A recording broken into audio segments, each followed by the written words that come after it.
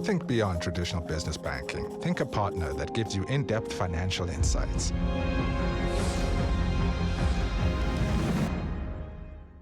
Businesses will have to follow tighter rules when transacting these days. South Africa was placed on a grey list of countries considered to have weak measures to combat money laundering earlier this year. So the Financial Action Task Force wants to see local businesses and government exercise tighter controls before removing South Africa from the list. In Business Matters today, we find out how businesses are affected.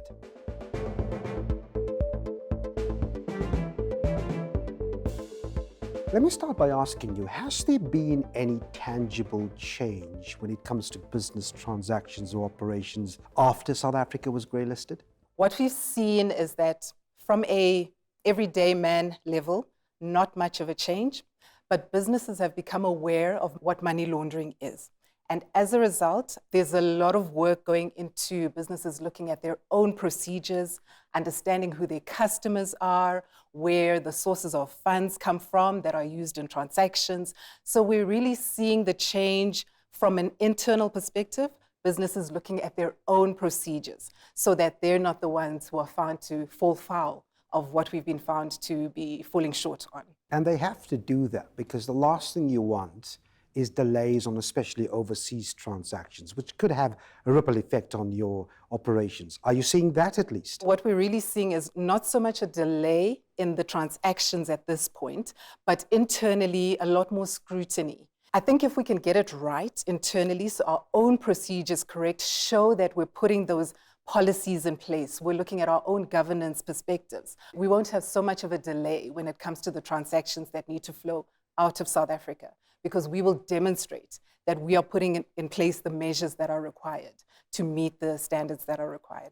And that's what businesses are looking for at this juncture, right? The certainty on policy, clarity on policy. Do you find that a challenge for them? From a business perspective, we are personally seeing that businesses are asking us to now draft policies to do with anti-money laundering and counter-terrorism financing. So practically, I think a lot is going on.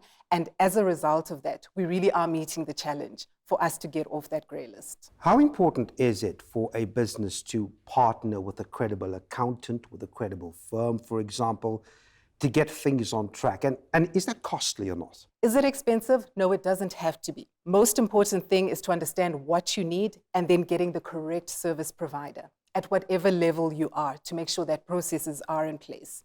We find that some service providers are able to do it on their own. So you can get small businesses who have the right training, have gone out there to find out what they need to put in place, speak to the Financial Intelligence Center, get the right information.